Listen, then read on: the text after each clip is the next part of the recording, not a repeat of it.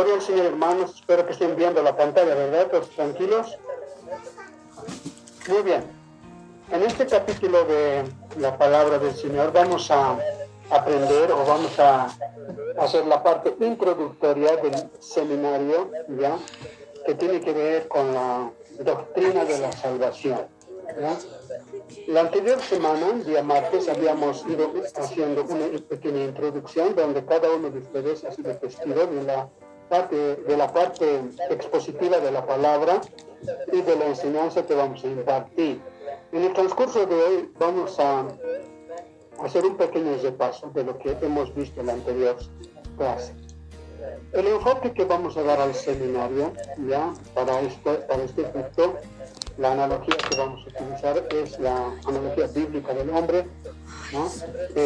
Simbolizándolo o comparándolo con una casa, ¿no? Con una casa. La palabra del Señor dice en Mateo 7:24, cualquiera pues que me oye estas palabras y las hace, le compararé a un hombre prudente que edificó su casa sobre la roca. Dado que nosotros somos la casa del Señor, una casa, ¿no? Tenemos que edificar nuestro templo, nuestra casa sobre la roca. Y eso es importante que cada uno de nosotros lo entienda, ¿ya? Es importante edificar nuestra casa sobre la roca. Ahora, la palabra del Señor en Efesios 2:20 dice, edificados en el fundamento de los apóstoles y profetas, siendo la principal piedra, en quien todo el edificio bien coordinado va creciendo para ser un templo santo en el Señor, en quien vosotros también sois juntamente edificados, dice la palabra del Señor. La anterior habíamos hecho el enfoque respectivo del estudio que vamos a dar, y lo estamos resumiendo en estos 4 pilares. Estamos haciendo un pequeño repaso. El primer pilar vamos a hablar de la doctrina de la salvación, de la soteriología, ¿no? Doctrina de la salvación. El segundo enfoque, el segundo pilar que lo vamos a dar, va a ser la revelación. En otras palabras, vamos a hablar sobre teología. El tercer pilar que lo vamos a dar es la santidad, o en otras palabras, Kadosh. Hablar de ese tema es muy importante. Y el cuarto pilar que vamos a darle va a ser la doctrina de la alabanza y de la adoración. Entonces estamos haciendo un pequeño repaso y en estos 4 pilares vamos a fundamentar el estudio bíblico de este seminario, que va a llevar su tiempo, es verdad. Bueno, como estamos enfocándonos al primer pilar, vamos a hablar en esta noche, hermanos, con la ayuda del Señor, de la doctrina de la salvación, la soteriología. La soteriología es una ciencia teológica que estudia la forma de salvación, estudia la salvación de las almas, pero desde diferentes corrientes, vamos a decir, no solamente desde el aspecto cristiano, sino desde todos los aspectos habidos y por haber en el mundo religioso. Acordémonos que el mundo religioso está caracterizado porque existen muchísimas corrientes religiosas y la soteriología se encarga de estudiar cómo cada religión enfoca la doctrina de la salvación. Nosotros vamos a enfocar también la doctrina de la salvación, pero desde un punto de vista, vamos a decir, no de un grupo o no de una organización, sino vamos a tratar de enfocar la doctrina de la salvación desde el punto de vista de la palabra de Dios. ¿Ya? Y eso es lo que vamos a enfatizar en esta noche. Pero definiremos antes qué quiere decir soteriología. Soteriología, ¿ya?, es hablar de salvación. Es el estudio que hacen las ciencias, vamos a decir, o las religiones acerca de la salvación. Para nosotros, soteriología va a ser hablar de salvación. La salvación, ¿con relación a qué? Con relación al ser humano. La salvación es un término que implica la liberación por parte de Dios de los seres humanos del poder y los efectos del pecado, a través de la obra de Cristo, de tal forma que la creación y la raza humana en particular pueden disfrutar de la plenitud de la vida que Dios les ha dado. Entonces la salvación tiene que ver con eso principalmente.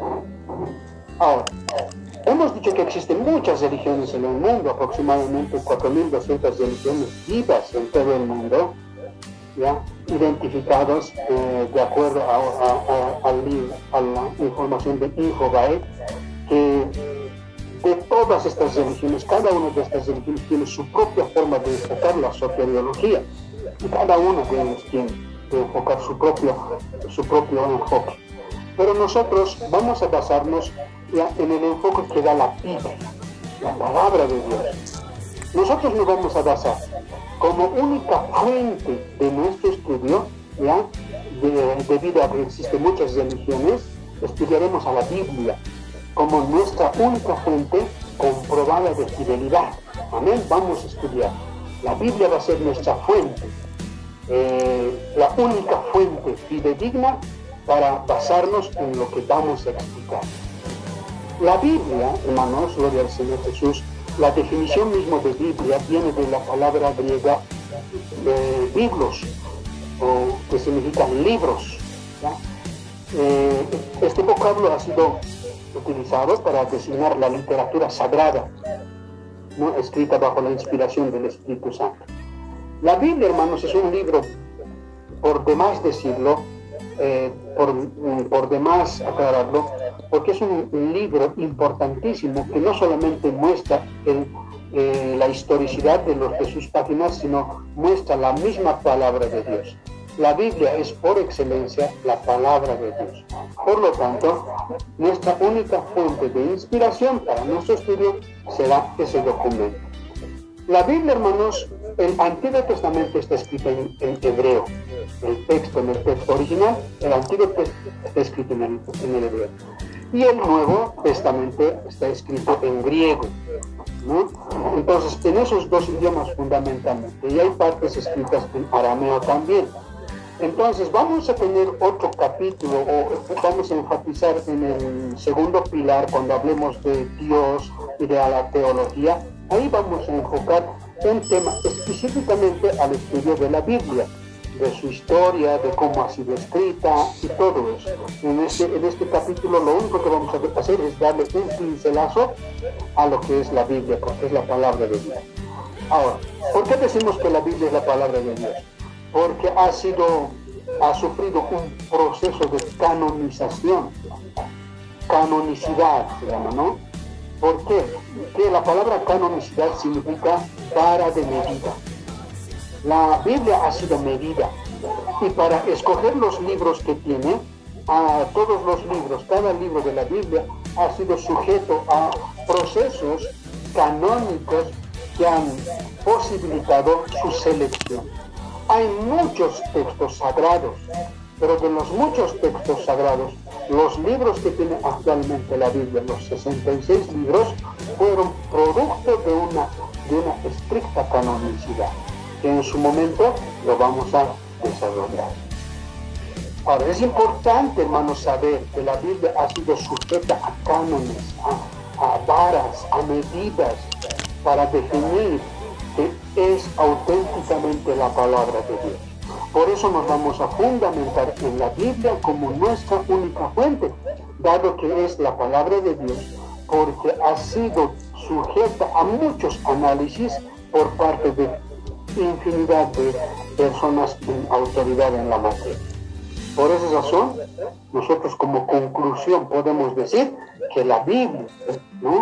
Es la historia de los 39 libros del Antiguo Testamento y los 27 libros del Nuevo Testamento, ¿no? Estos libros fueron escritos por los profetas, por los enviados de Dios, por personas avaladas por profetas. Tanto el Nuevo como el Antiguo Testamento han sido procesados, vamos a decir, bajo estrictos cánones, ¿no? Los cuales vamos a ir analizando en el futuro. Aunque no existen manuscritos originales hasta el día de hoy, pero sí existen suficientes copias, vamos a decir, del Antiguo y Nuevo Testamento para reconstruir la Biblia si en algún momento se necesita. Pero en la actualidad, la Biblia por excelencia es la palabra de Dios y es nuestra única fuente para entender bien el plan de Dios en la salvación. Yendo a la Biblia y a la historia que muestra con relación al hombre, es necesario hacer esta introducción, ¿ya? del porqué de la salvación. ¿Por qué hablamos de la doctrina de la salvación?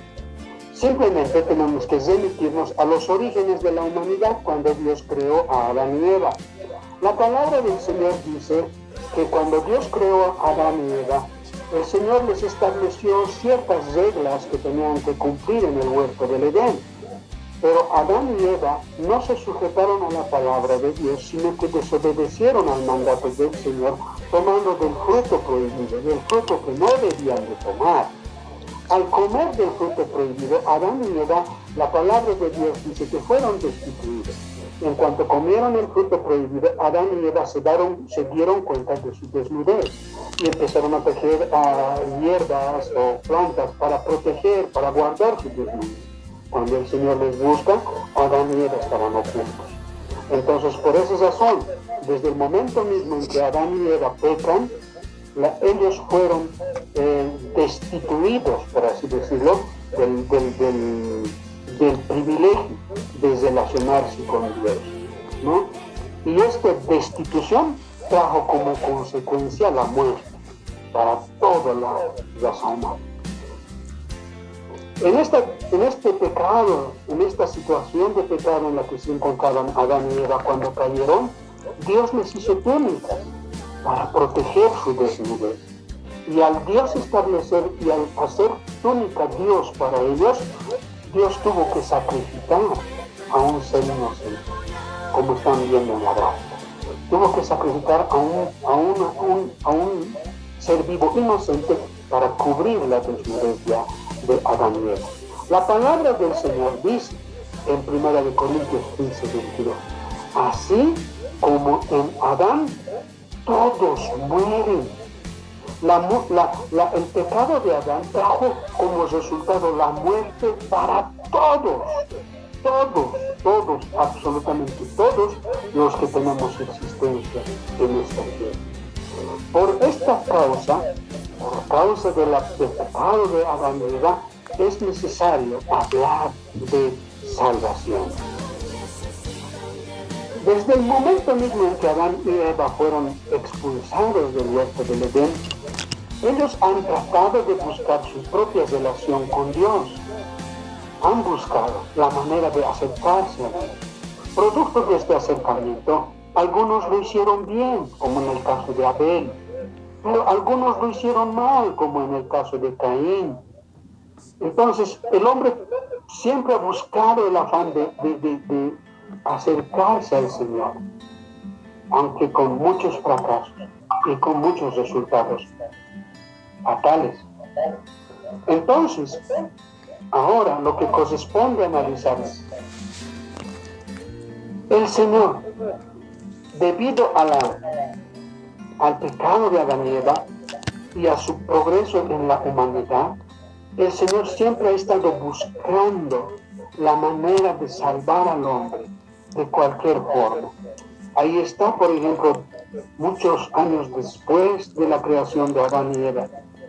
Fueron expulsados del huerto del Edén. Cuando la humanidad creció, el Señor quiso salvarlos mediante el arca. Entonces el Señor está ahí mostrando su misericordia, salvándoles a través del arca. Pero no obstante eso sucedió, el hombre siempre se ha alejado de Dios. No obstante que Dios les quiso salvar, Dios les castigaba también, como en el caso del arca con el diluvio. El Señor siempre le quiso salvar al hombre, pero el hombre siempre ha buscado su propia manera. Escuche bien, el hombre ha buscado su propia manera de acercarse a Dios. Y la prueba está en la Torre de Babel.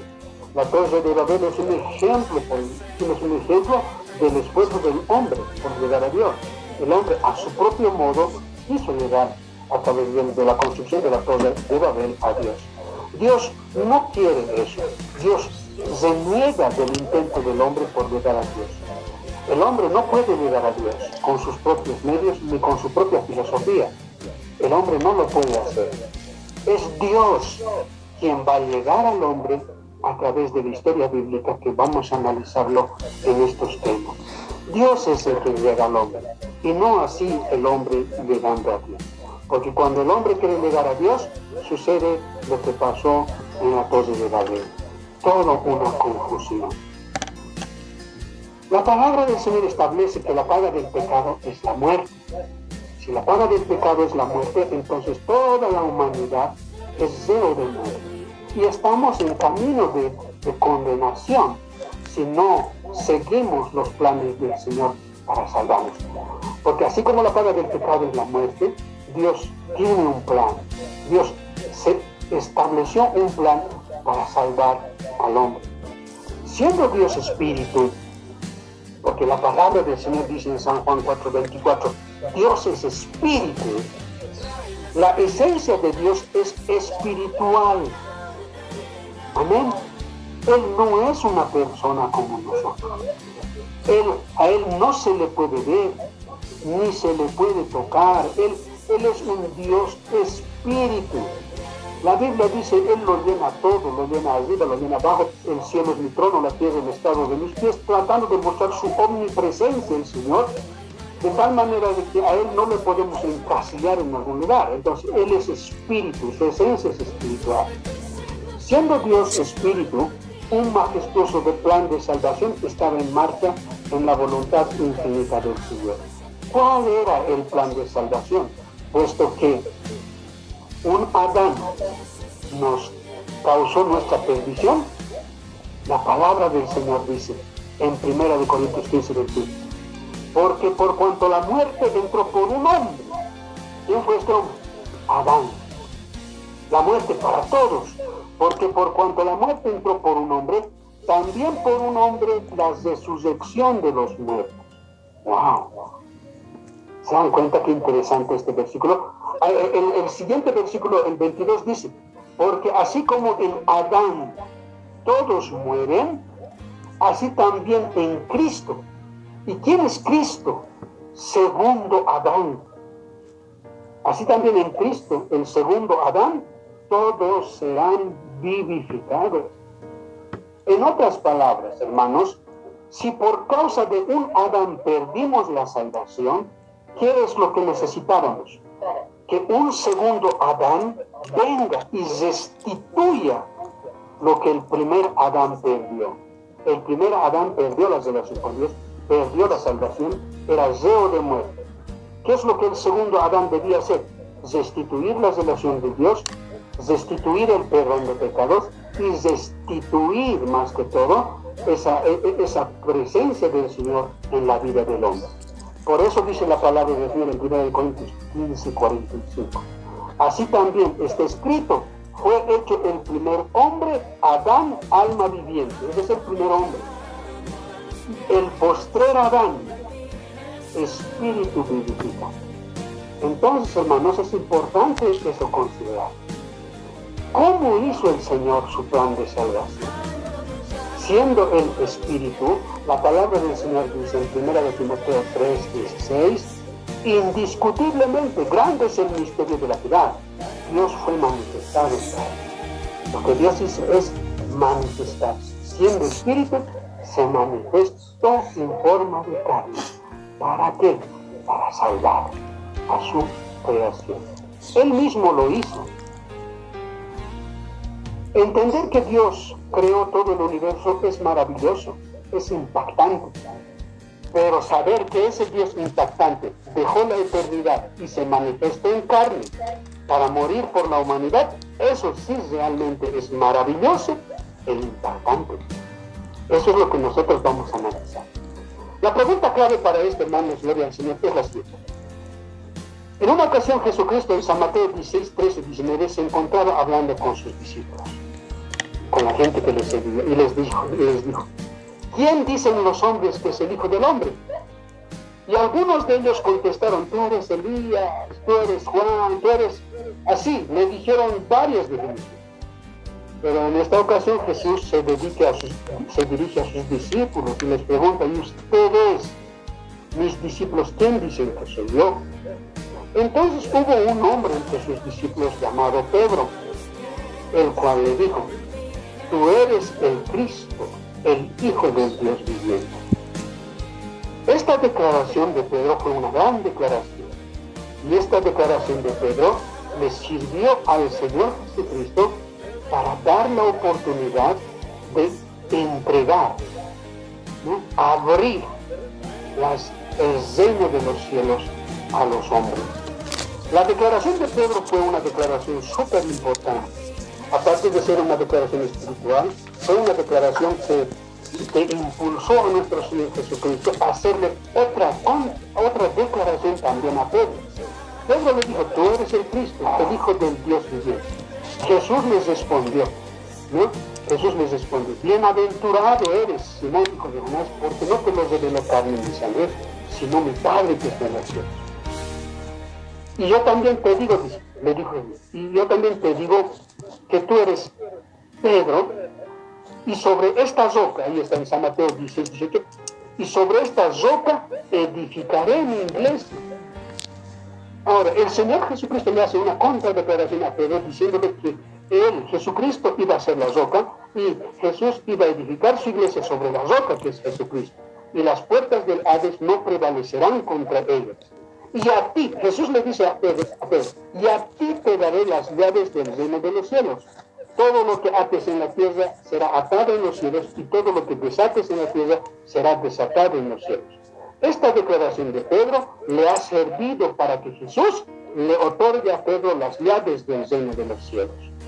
Las llaves del reino de los cielos que Jesús le da a Pedro, hermanos, es importante considerar que no se trata de unas llaves físicas, sino unas llaves que son espirituales, que tienen que ver con la palabra de Dios que un día iba a dar a Pedro para la salvación.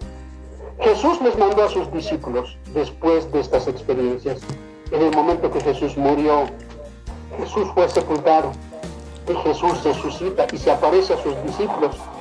Y al momento de ascender Jesús al cielo, les dice a sus discípulos un mandamiento expreso en el libro de Hechos. Les dice: vayan a Jerusalén para que reciban la promesa. ¿Cuál era la promesa pues que Jesús había hecho a sus discípulos? La promesa es que se fundaría la iglesia, nacería la iglesia. ¿Dónde nacería la iglesia? Cuando Jesús les dice: vayan a Jerusalén. Entonces el mandamiento de Jesús, ¿no?, fue la promesa a Pedro. Jesús les dijo: vayan a la Jerusalén. Y cuando los discípulos obedecieron, se dirigieron a Jerusalén al aposento alto. Más o menos como 500 personas estaban cuando Jesús dio el mandamiento de que vayan a Jerusalén.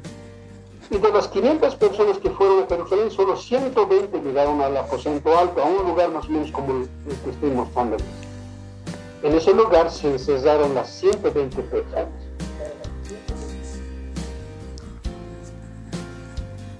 En ese lugar se encerraron las 120 personas.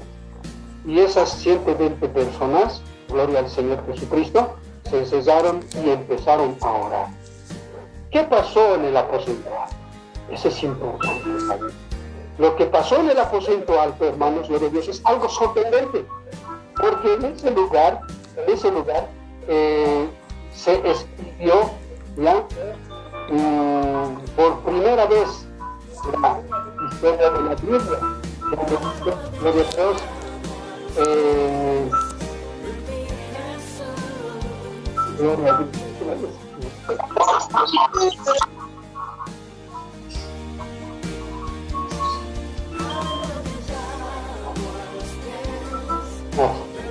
Por primera vez en el aposento alto, hermanos, ¿no?, estando ahí los 120 reunidos, la palabra del Señor dice que los 120 estaban reunidos ahí unánimes y juntos y esperaban la promesa. ¿Cuál sería la promesa? Y eso es lo que vamos a hablar el próximo martes. La promesa. Vamos a descubrir cuál fue esa promesa. ¿Qué pasó en el día de Pentecostés? ¿Cuál fue la promesa de Jesús dado a Pedro diciéndole: a ti te daré las llaves? ¿Cómo Pedro recibió las llaves y cómo las utilizó? Ese va a ser el tema de nuestra siguiente charla. Muchas gracias, hermanos, por escucharme. Gracias por participar de este seminario. Y la próxima semana vamos a estar ampliando ya con la segunda parte de este capítulo. El Pentecostés. El primer uso de las llaves por Pedro. El Evangelio dado a los judíos. Gloria al Señor. Les invito a que participen y conéctense más puntual la próxima, hermano. Gloria a Dios, para tener tiempos con el Señor. Muchísimas gracias, hermanos. Les saludo en el nombre de Jesús y les despido con un pronto nos veremos. Dios me los bendiga. Amén.